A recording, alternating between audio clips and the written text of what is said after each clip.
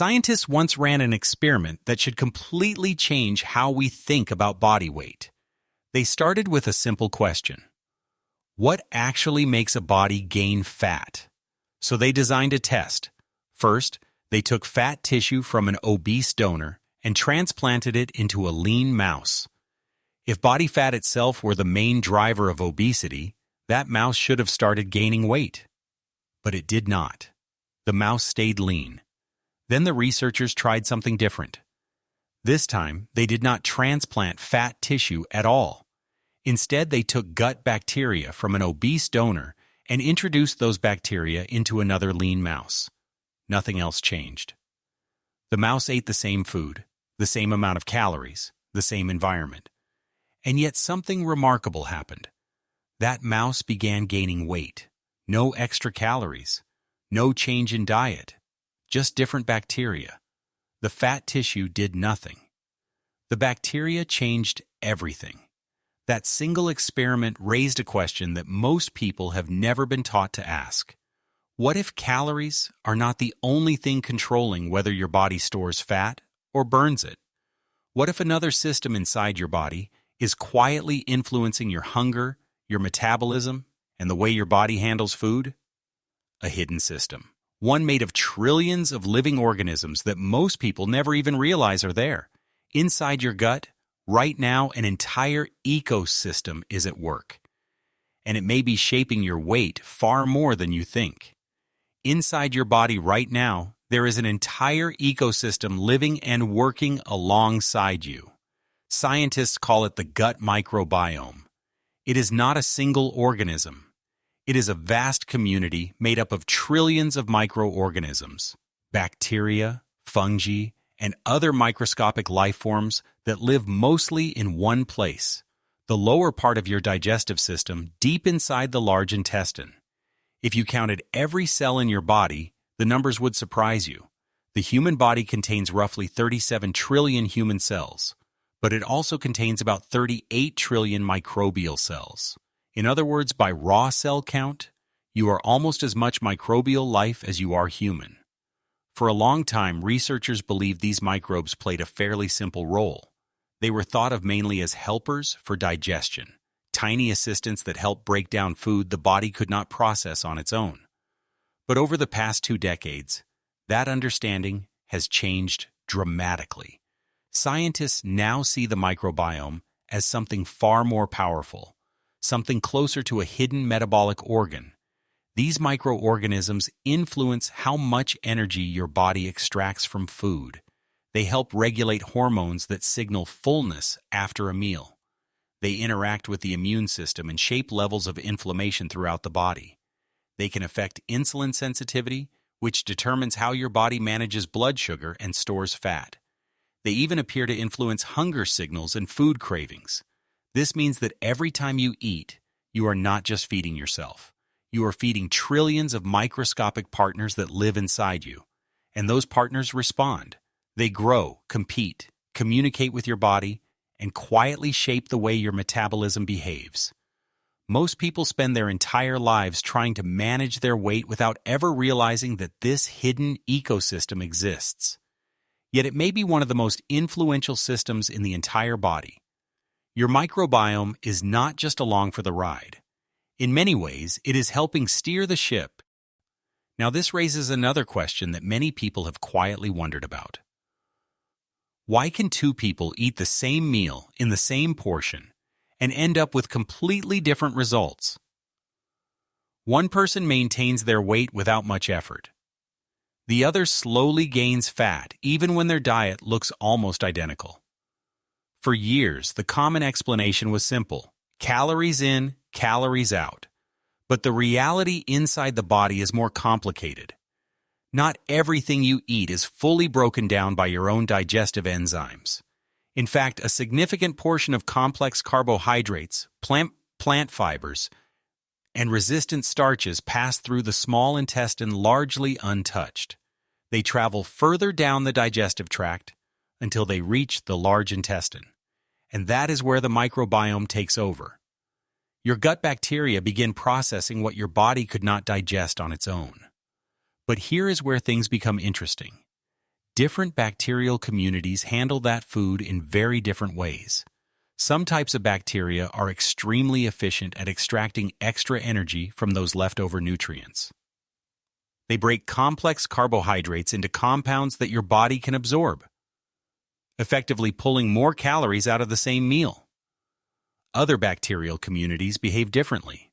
Instead of maximizing calorie extraction, they convert those same fibers into short-chain fatty acids. These compounds can support metabolic health, help regulate inflammation, and even improve the way the body manages blood sugar. So two people can sit down to the same dinner, same plate, same ingredients, same calorie label on the package, yet their bodies may end up receiving very different metabolic signals. One microbiome may quietly increase the energy harvested from that meal. Another may convert it into molecules that support a healthier metabolism. This is one of the reasons why the simple equation of calories in and calories out, while technically correct in physics, does not fully capture the complexity of human biology. Because before calories ever become energy inside your cells, they pass through another filter first, your microbiome. There is another layer to this story that makes the relationship between your gut and your body even more surprising. Your gut is not just processing food. It is also communicating with your brain. Scientists call this connection the gut-brain axis, a complex communication network made up of nerves, hormones, and chemical signals constantly moving between the digestive system and the central nervous system. Most people imagine the brain as the command center, sending instructions down to the rest of the body. But the reality is more balanced than that. In fact, a large portion of the signals in this system travel from the gut up to the brain. Your digestive system is constantly reporting information about what is happening inside it. And the trillions of microbes living there are part of that conversation. Certain bacteria thrive on sugar and highly processed foods. When those populations grow, they can influence the signals that reach the brain. The result can be stronger cravings for the very foods that help those bacteria survive. It becomes a subtle feedback loop. The microbes that benefit from sugary or refined foods may encourage you to seek out more of them. On the other hand, a diverse and balanced microbiome can help stimulate the production of hormones that signal fullness after a meal. Hormones like GLP-1 and PYY help slow digestion and tell the brain that enough food has been consumed. When these signals work properly, eating feels naturally self-regulating. You feel satisfied and stop without much effort. But when the microbial balance shifts in the wrong direction, those signals can weaken. People may finish a full meal and still feel strangely unsatisfied. The hunger is not just psychological. In many cases, it is biochemical. And that realization changes the way we think about discipline and diet. Because sometimes the struggle with hunger is not simply about willpower. It may be the voice of an ecosystem inside the gut, quietly shaping what the brain believes the body needs. If the microbiome can influence hunger and cravings, the next question becomes even more important. How does an unhealthy microbiome actually push the body towards storing more fat? Researchers have identified several biological pathways, but 3 of them appear again and again across different studies. They quietly reshape the environment inside the body. And when they combine, losing fat becomes much harder than it should be. The first mechanism is increased energy extraction. As we mentioned earlier, some gut bacteria are extremely efficient at breaking down complex carbohydrates and fibers that our own digestive enzymes cannot process. These microbes convert those leftovers into compounds the body can absorb as energy. That means 2 people can eat the exact same meal, but one person may absorb more usable calories from it simply because their microbial community is better at extracting energy. Over time, even a small difference in daily energy harvest can slowly influence body weight. The second mechanism involves inflammation. Certain bacteria produce components such as lipopolysaccharide, often called LPS. Under healthy conditions, These substances remain contained within the gut. But when the intestinal barrier becomes weakened, tiny amounts of LPS can slip into the bloodstream. The immune system recognizes this as a threat and responds with low-grade inflammation. This type of chronic inflammation interferes with insulin signaling, and when insulin signaling is disrupted, fat cells become more likely to store energy rather than release it. The third mechanism affects the hormones that regulate fullness. A balanced microbiome helps stimulate the production of hormones like GLP-1 and PYY. These hormones slow the movement of food through the digestive system and signal to the brain that the body has had enough to eat. They help create the natural feeling of satisfaction after a meal.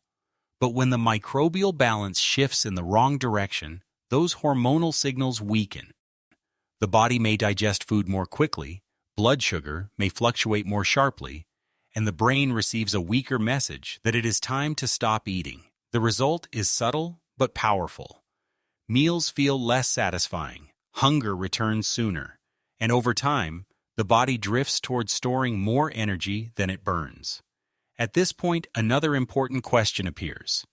If the microbiome plays such a powerful role in metabolism, why do so many people today have a microbiome that seems to work against them?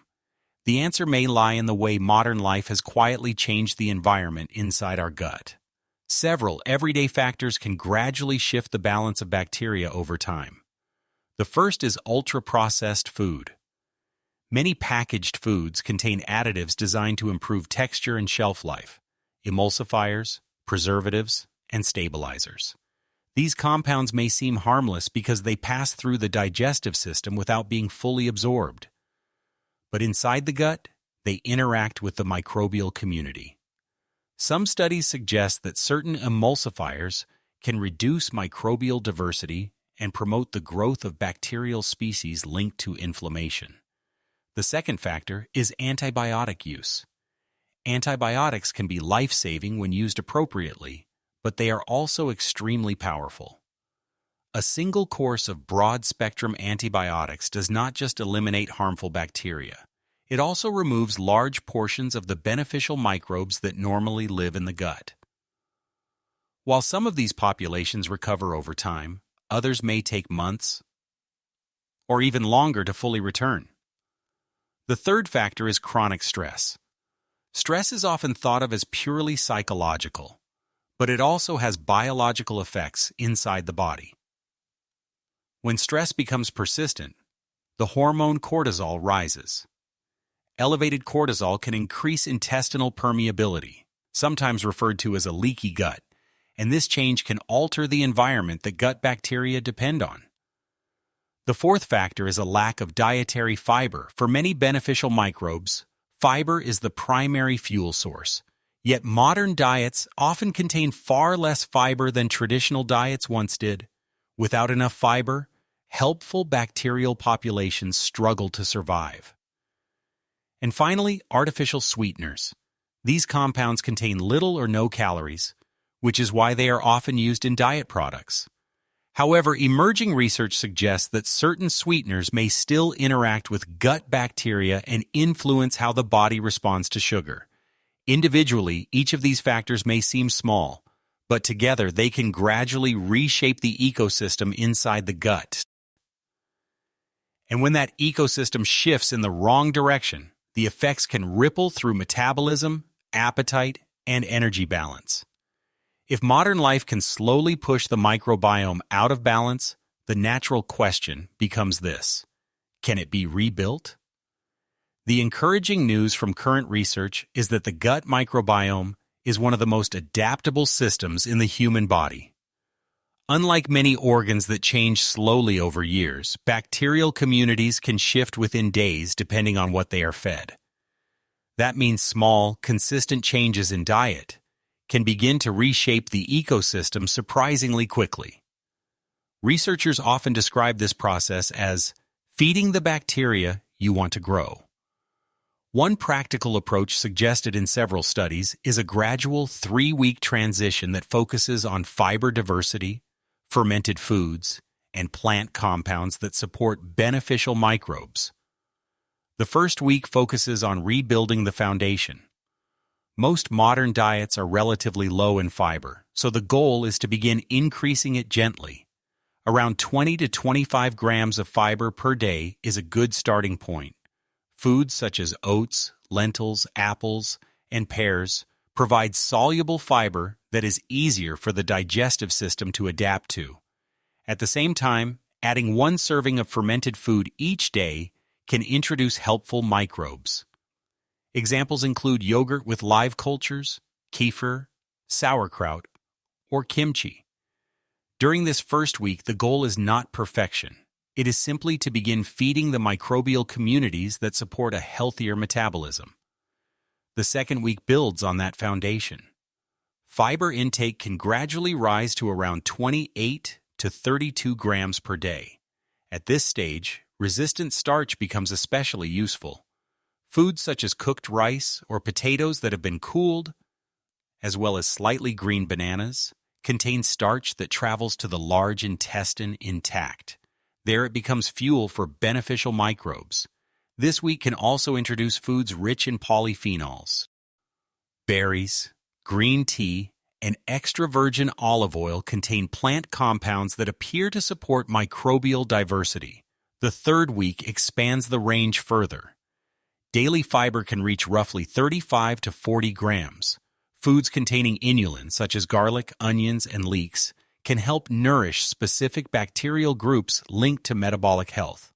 Throughout the entire process, reducing ultra-processed foods, limiting artificial sweeteners, and increasing the variety of plant foods can help stabilize the new microbial balance. The key idea is simple. The microbiome responds to what it is fed, and when its environment changes, it can begin changing with it. So after everything we have explored, the story of body weight begins to look very different. For decades, most conversations about weight have revolved around a simple idea: eat less, move more. Control your calories. And while energy balance still matters, the biology underneath it is far more complex than many people realize. Inside your gut lives an ecosystem that is constantly interacting with your metabolism. These microbes help shape how much energy your body extracts from food. They influence signals that control hunger and fullness. They interact with the immune system and affect levels of inflammation. They even play a role in how the body manages blood sugar and stores fat. In other words, weight is not just a story about discipline or metabolism alone. It is also a story about ecology, an internal ecosystem that responds to the environment we create through our daily habits, what we eat, how much fiber we consume, whether our diets include diverse plant foods, how often ultra-processed foods dominate the plate. Over time, those choices quietly shape which microbes thrive and which ones fade, and the balance of that ecosystem can push the body in different directions. One direction supports stable energy, balanced appetite, and healthier metabolic signals. The other can encourage inflammation, unstable hunger, and gradual fat storage. Understanding this does not mean abandoning the basics of nutrition, but it adds an important layer to the picture. Because when people begin to support the health of their microbiome, they are not just feeding themselves. They are reshaping the tiny ecosystem that helps guide how their bodies respond to every meal. And sometimes that hidden ecosystem may be influencing the scale more than we ever imagined.